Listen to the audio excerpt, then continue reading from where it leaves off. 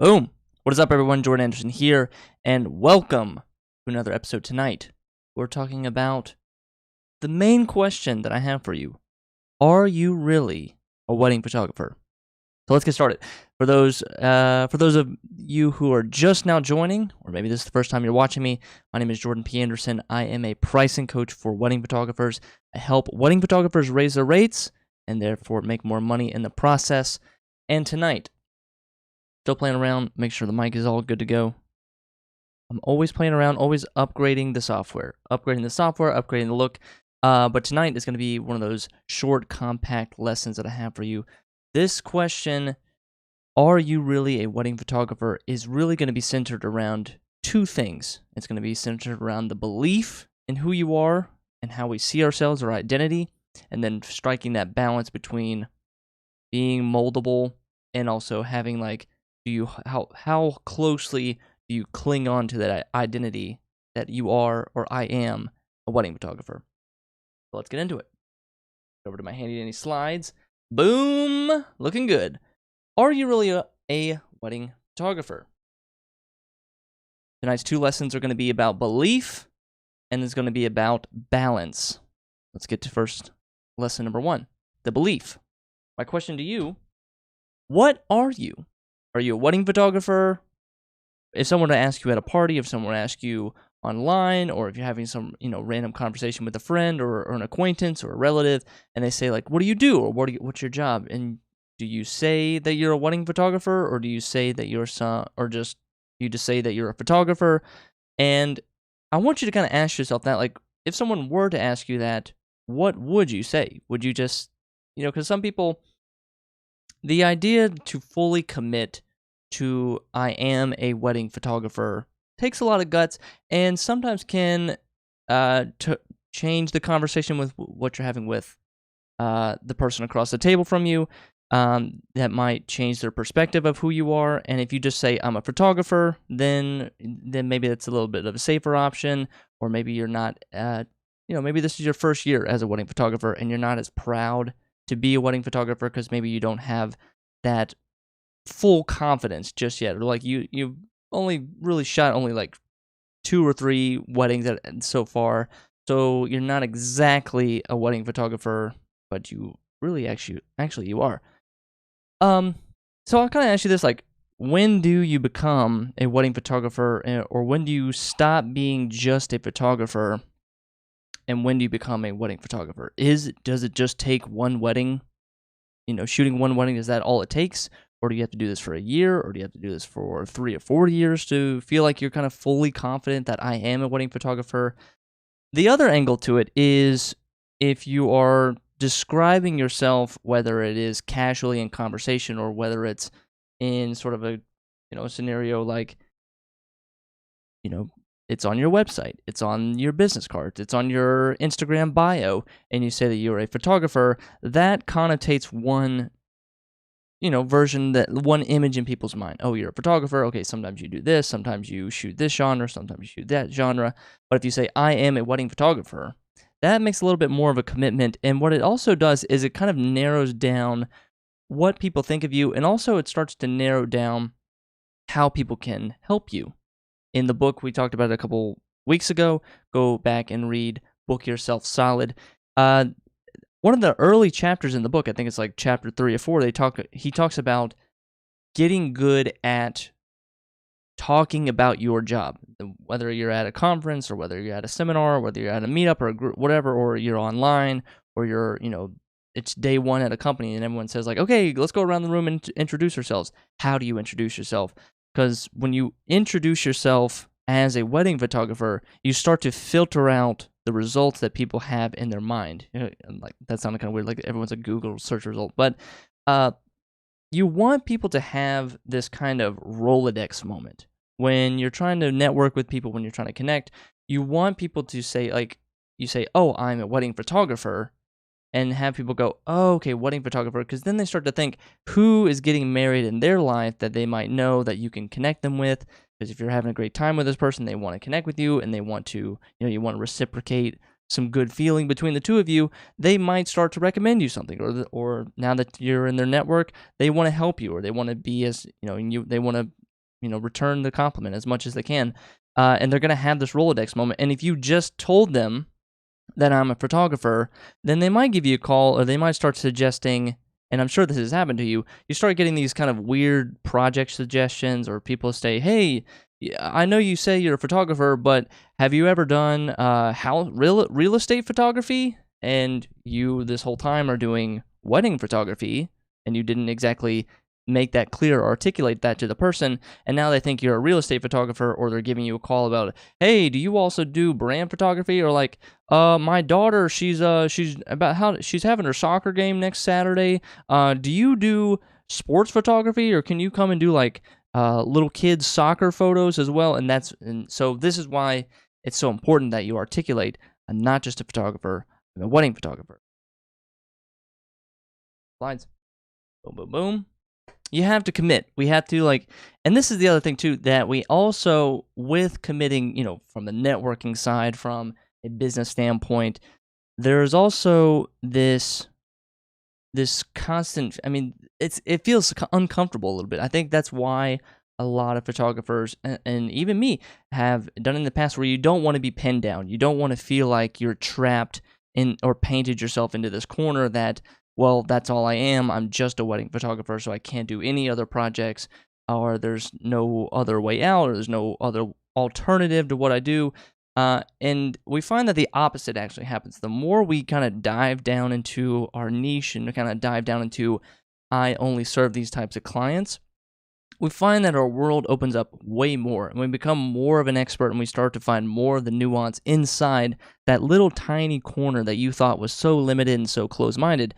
And it's so counterintuitive, but this is the key that I want you to start to think about, that you have to start committing to believing that you are a wedding photographer. You're not just a photographer. You're not I do this on the weekends, I do this on the weekdays. You are a full-blown, committed wedding photographer. And I think, and I've said this in the past, that belief is the key. And I think this YouTube channel, this YouTube video, I feel like my entire purpose is not so much to teach you how to better price yourself, or be better at marketing, or better at branding. It's really about giving, because I think a lot of the times you watch these videos and you already know what I'm about to say. You already know the lessons I'm about to give. I think my main job for you watching this video is to make you believe in yourself, and to make you believe that you do have all the answers, and you do have all the power to go forth and become a wedding photographer, and make this a full-time job, and make this not just not some kind of creative struggle, but actually like a creative adventure that you can go on, that you can thrive, you can be successful in your business. And if you, at the very beginning, don't believe that you are that person, or you don't believe that you're capable of that, or you don't believe that you are deserving of those successes, then we're going to have a problem. It's like trying to start the car without the keys. It's trying to, ride your bike without the 2 bike wheels. It's going to be a little bit difficult unless we actually put those things in place and say, I do believe I am who I say I am. I am a wedding photographer. I'm not just some random person with a camera. I'm not, I used to refer to myself as like kid with a camera, or a vlogger, or I'm a YouTuber, and then instead, like, I needed to start committing to myself and calling myself a filmmaker, a cinematographer, a content creator. That was my kind of journey in pushing back. And the final point with the commitment and belief, that when we commit, we form our tribe. When we say who we are at the same time saying who we aren't. And that can be a little bit scary sometimes, to say, like, I want to exclude these people, but I want to include these people into my circle.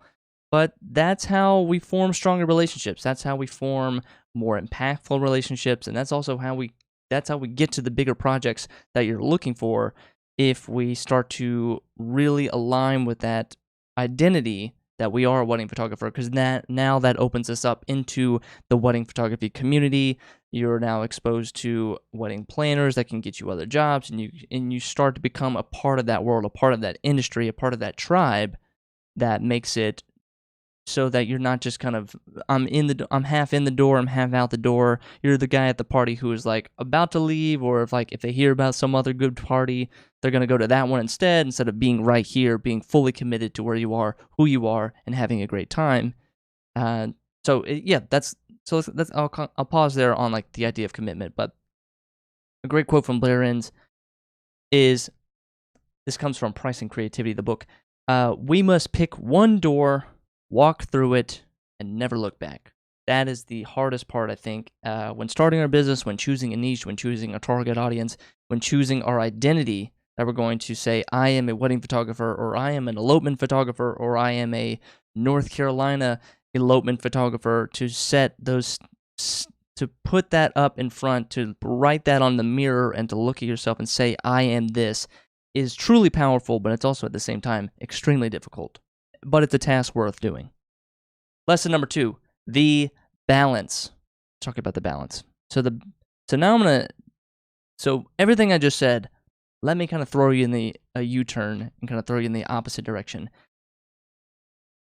First, let's talk about. Okay, so I just finished ranting about the commitment that we have to make, that we have to push forward in order to, like, we have to solidify our identities some way, somehow. If we're not seeking our identities, then we are solidifying our own identities. And that's what I struggled with a long time. In college, I was a filmmaker, I was a YouTuber, and I don't see YouTuber as a negative connotation. I don't see that at all. Like, someone wants to say they're a YouTuber or podcaster or a content creator, I think that's awesome.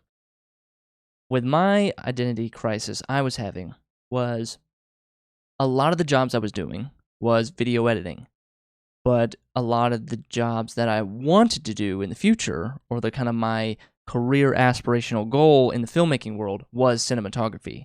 And I knew that there was a little bit of a game to play with having to say, kind of, there's a little bit of like fake it till you make it. I think in the creative world, and I think also in the, I think there is some fake it till you make it in the creative world. There is some fake it till you make it in the filmmaking world, especially for those filmmakers or cinematographers or directors who don't have who don't have the clientele behind them, who don't have that network just yet.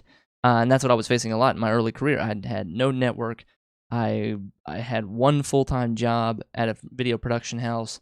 I was never officially a cinematographer, or if I was a cinematographer on a project, it was just because I was the default. It was more like a videographer in the kind of simpler form of just, the lav, the camera on the tripod, and like one light. Not actually the job of a cinematographer, where you're lighting, building out diagrams, scouting locations, getting gear, consulting with the client to establish the look, like the kind of larger high concept jobs that come with being a cinematographer. And I wanted to achieve that. I wanted to, that's the job I wanted to do. So I committed. I formed my identity. I committed, the business cards, the website, the front of the website, the resume, everything said Jordan Anderson cinematographer, Jordan Anderson DP, Jordan Anderson DP cinematographer, director of photography. My resume, I changed all my credits from videographer to cinematographer, or even if I was technically the director, or kind of in a like predator sense, like I was producing, editing, or if I was just the editor, I was so committed to saying I am a cinematographer and telling everybody that, and seeking out careers and only seeking out jobs. Even the job I got at the sports supplements company that I was working at, I changed the job title from videographer. I asked my boss, hey, can I change this job to cinematographer, even though I was in charge of the YouTube channel and social media and editing and shooting the footage. But and it's like that's how committed I was. So like I formed that so much and I held so tightly to that. And what I realized is I was becoming a little bit desperate with that identity. I was getting like so tied, holding fast to that identity, that I became super rigid with it. So that when I went on to go to my next job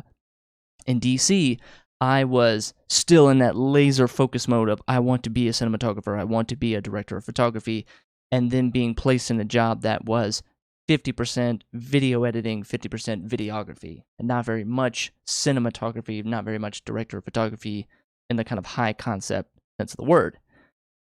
And that really fucked with me. And I was so I was distraught a lot. I realized the pain and suffering that I was feeling at that job. A lot of it was from half of this pain and suffering was from me. Of course, the job itself was not good, and the structure was not good at all. But I was also like killing myself. I was also like stabbing myself in the leg by being so held fast, so tied to this identity that I was going to be a cinematographer, and it just fucked with me. So now and here I am telling you to fully commit to being a wedding photographer.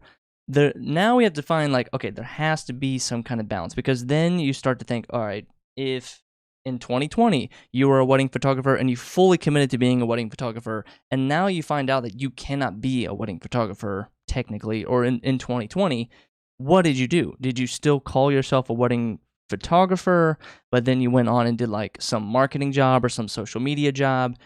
And that's where that's where the riff happens, or that's where the kind of when the identity or who you think you are conflicts with what you're actually doing, or what you want to do versus what you're actually doing. When those two things conflict, there's this dissonance in your head, and that's where it can get a little frustrating, and that's where you can feel like shit. You can feel like, I don't know who I am. I basically have an identity crisis. So we have to be a little bit flexible. We have to, on one hand, fully commit to the idea. It's almost like, it feels very paradoxical that it has to be something like, we need to be flexible, or like strong beliefs held loosely, I think is the right quote. Like, I am fully committed to being a cinematographer, but if tomorrow you told me that the job of cinematographer is closed and canceled forever, I would totally pivot immediately and not feel bad about it at all. But before I learned those hard lessons of actually, the constant stabbing myself in the leg of, Jordan, you said you're a director of photography, and look at you. You're being a shitty videographer. This is beneath you. This is worthless work. The work you're doing is not quality work of a cinematographer. Who do you think you are? Like that was the negative self-talk, and that was the kind of conflict. Let me kind of pull a quote from Atomic Habits. I just finished reading that. If you tie everything up in being the point guard, and this guy was kind of more into the sports world. So if you tie everything up into being a point guard, then the loss of that facet of your life will wreck you. If you are fully committed to being a wedding photographer, and then you find out that tomorrow that you cannot shoot any more weddings, and that there are no more weddings to photograph, then that's going to entirely wreck your world, and you're going to like that you're just going to collapse underneath all that, and you're going to have that identity crisis like I had. So instead, we have to, and this is the most difficult part, we have to redefine ourselves and distill down our core identity. So instead of saying, here's a little bit more of a nuance. Instead of saying, I am a wedding photographer, instead, maybe it's more distilled down into saying, like, I create magical moments, or I create beautiful content, or I create shareable stories, or I am a detailed storyteller, like something that distills it down so that no matter what job you're in, where you are, what you're doing, what you end up doing versus what you say you want to do. And I hopefully if your aim is to be a wedding photographer, hopefully you do end up being a wedding photographer. But to avoid the terrible identity crisis is to distill it down. Instead of saying I am a wedding photographer, you say those very slim down things. So instead of me being, I am a director of photography, I am a cinematographer, instead say, I am a creative person that tells creative stories, or something. That's pretty basic. That's a pretty basic distillation, Jordan. But or I like to build businesses. I like to run businesses. I like to create content like this. Like, I create and build new concepts, or I am a creator of concepts, or I take new concepts, I take new and old concepts together and form them into new, and I form them in new, surprising ways. That could be something that is still reflected of what I do, that still reflects of who I am, and I could stand behind that and say, yeah, I do create new things. I do find old resources, new resources, remix them together, and form them together that is new and surprising. That's what I like to do. So that's maybe something to think about. So let's kind of recap. So the belief at the very beginning, I talked about, we have to believe. We have to be fully committed, and we do. I think the doubt in your mind, or the voice that's saying, "Oh, you can't do this," or "Who do you think you are?" We have to silence that. If you do not believe in who you are, if you do not believe that you can be a wedding photographer, you might as well try to start a car without the car keys or ride a bike without the wheels on it. It just will not work, or it's going to be extremely difficult to get the thing to work. Don't check me on my metaphor. And then finally, the balance. There has to be that balance between being so pod committed on I am this, and this is my core concrete belief. Because when you're so tied to that, when you are like that means you are against change. That means you are slow to adapt. That means you hate new things, and that you hate adjusting and adapting and changing and morphing and evolving. Those are all critical things. So we have to constantly be improving and evolving and changing as people, as creative people. And if we're so tied to who we are, holding fast, it's going to limit our beliefs. It's going to put an artificial ceiling to our growth and our expansion as people. So find the balance, find the belief. Thank you guys for watching. My name is Jordan Anderson. I hope you guys enjoyed this episode. On Friday, if it goes through, we're going to try to do a little remote interview with a good friend. If not, I'll do the presentation myself. But on Friday, we're going to still be here same time at 9 p.m. Eastern. I hope to see you guys there. Thank you guys for watching. Hit the YouTube subscribe button down below. Hit like. Share this with a friend who you think might really enjoy this episode. And yeah, let's wrap it up. My name is Jordan Anderson. Thank you guys for watching, and I will see you on the next one.